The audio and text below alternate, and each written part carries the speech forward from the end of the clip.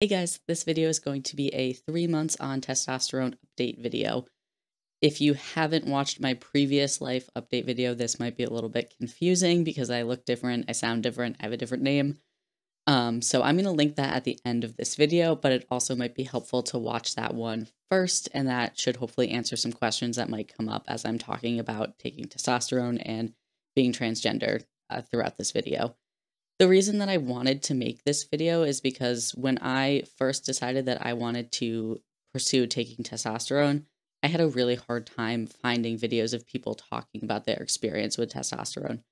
I found a lot of negative videos just because I think people that have like strong feelings against being transgender tend to be a little bit more vocal than people who are transgender.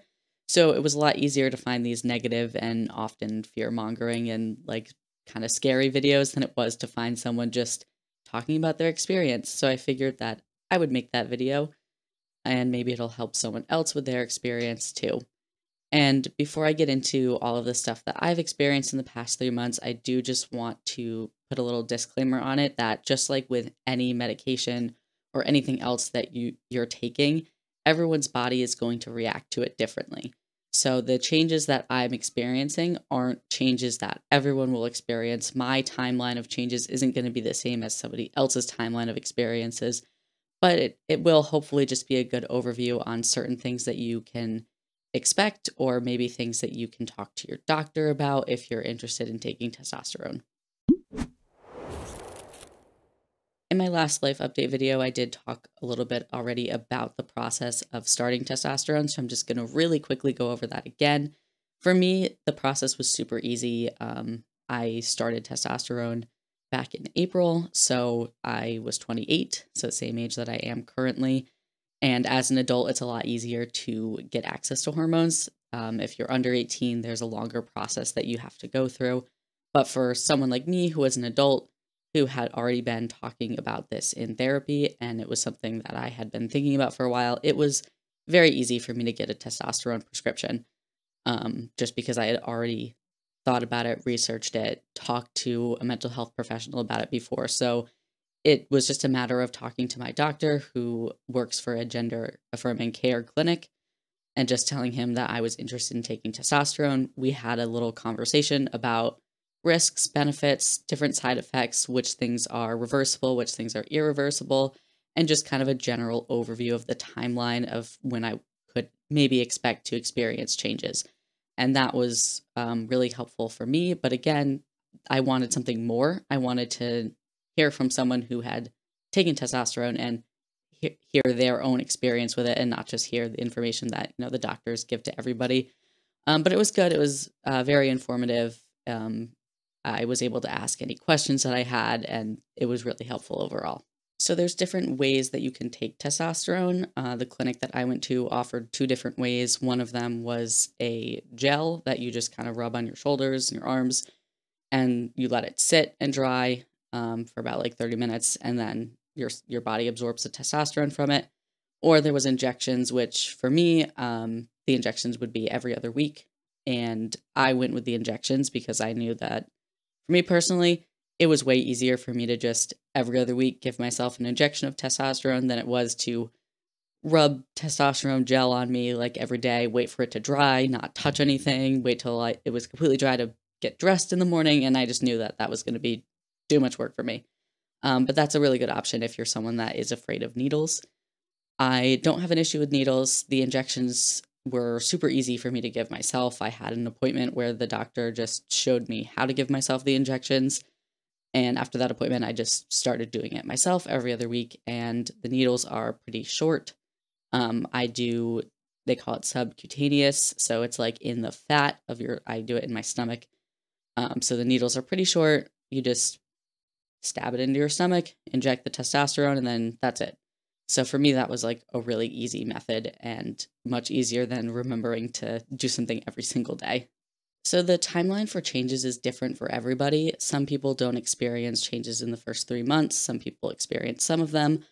A lot of people start to really experience changes right around the 6-month mark, and that's when things become a little bit more noticeable in general. And the changes continue for years as you continue to take testosterone. So some of the changes are really slow, some of them are pretty fast. For me personally, I feel like I experienced a lot of changes very quickly, which made me feel good. The first couple things I noticed were emotional changes. I felt a lot better about myself, and I kind of felt this sense of relief, I guess, which might be placebo, might just be because I'm finally doing the thing that's going to make me feel better about my body. And just kind of feeling that relief from that was really, really nice. I did notice over the course of the past 3 months that my issues with suicidal thoughts have gotten a lot better. It's still something that I struggle with, and it's something that I'll probably always struggle with, but taking testosterone and doing things to affirm my gender and make myself feel more comfortable in my body had a huge impact on how I feel mentally about myself, which is great. The other thing that testosterone helped me with, which is kind of a weird thing, was it can increase the amount of anger that you feel. And there is a lot of misinformation about this where people think that like you take testosterone and then all of a sudden you're just like a mean, angry person all the time. That's not how I experienced it. And in talking to other trans men or people on testosterone, that's really not how they've experienced it either. For me personally, it just helped me be more in touch with my anger. And this was really helpful because anger is the emotion that I probably have the most difficulty with.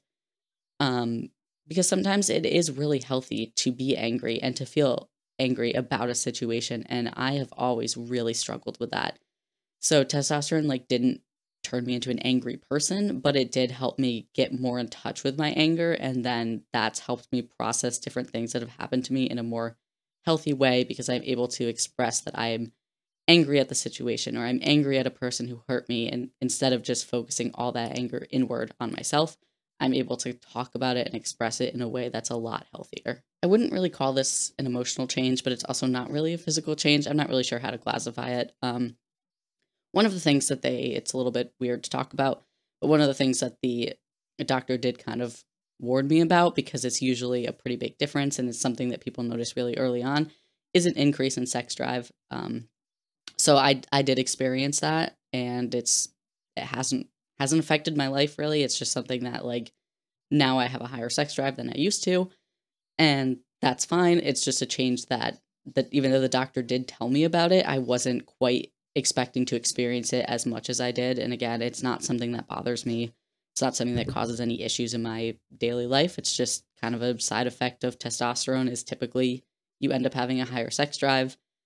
But yeah, there's not much for me to say about that other than like it was something I didn't hear talked about that often, but it was a change that I experienced pretty early on. So I wanted to share it in case anyone is taking testosterone and is just starting and kind of feels like maybe that's a little weird and they're not really sure, but that is a normal side effect of testosterone. And I think the most obvious change, especially if you've watched my other videos or even if you go back and kind of compare my old videos to this video, is the change in my voice. I was not expecting my voice to change as quickly as it did. Some people don't experience the changes until 6 months or even longer. I noticed changes in my voice very early on, probably within the first month.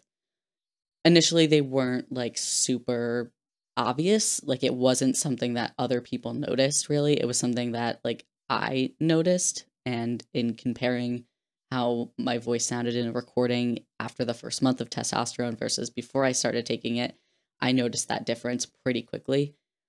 And that's continued. It's continued to get lower.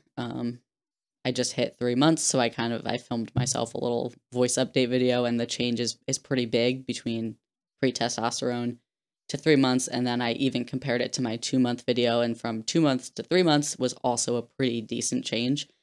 So this change for me happened pretty quickly, and not everyone experiences that change very quickly. Some people do, some people don't. Anything's normal. It's just how your body reacts to it. And voice changing is one of the side effects of testosterone that is permanent. So when you take testosterone, it actually thickens your vocal cords, and you can't undo that. You can get surgery to undo that, but other than that, it is a permanent change. And for me, this was the change I was most excited about. So it does not bother me at all that it is a permanent change, because that is what I prefer. The annoying thing about it is my voice, especially between 2 and 3 months, and still now, is cracking a lot, like a young boy going through puberty. So that's really annoying to deal with, but it's just what happens as your vocal cords are thickening. And the other thing that I wasn't super prepared for was like the feeling of that. I had seen some videos of people talking about, like, how their vocal cords thickening felt like they were, like, being strangled, and it was, like, the most uncomfortable thing ever, and they hated it. Most of those videos were from people who later, detransitioned, or people that ended up having a negative outlook on being transgender in general. So I did experience a little bit of discomfort. I still experience that discomfort. It's not terrible. For me, sometimes it feels like I need to keep clearing my throat, even though I don't. Or it feels, I don't fully know how to describe it, but it feels a little bit like it's tight, like in my neck area. Just feels like a little bit tight. It's not terrible. It's slightly uncomfortable, but it's not painful. It's never been painful for me. It's mostly just been a little bit weird. And then I remind myself that this is what happens when you take testosterone. And it's not something that you experience forever, because eventually your vocal cords thicken and then they're not changing anymore. So eventually that feeling just kind of goes away. The other big physical change that I've started to experience is the thickening of various body hair. So my legs are a lot hairier than they used to be. My arms are a little bit hairier. All of that's normal. I have, like, it's hard to see. I have like a little bit of facial hair so far. That was one of the things I was like nervous about, because I was like, what if I absolutely hate having facial hair and it looks terrible and I don't want it? And that almost deterred me from starting testosterone, but I was like, if I hate it, I can shave. It's not that hard. And sometimes the way people's bodies experience the hair growth is going to differ from person to person. For me personally, my family in general does not have a lot of body hair or facial hair. So I don't expect to be able to grow a giant beard. I don't necessarily want to be able to grow a giant beard. Um, but some of it is based on genetics. So if people in your family tend to be hairier and you take testosterone, you're probably more likely to be a little bit hairier than someone like me, who genetically my family does not grow a lot of body hair.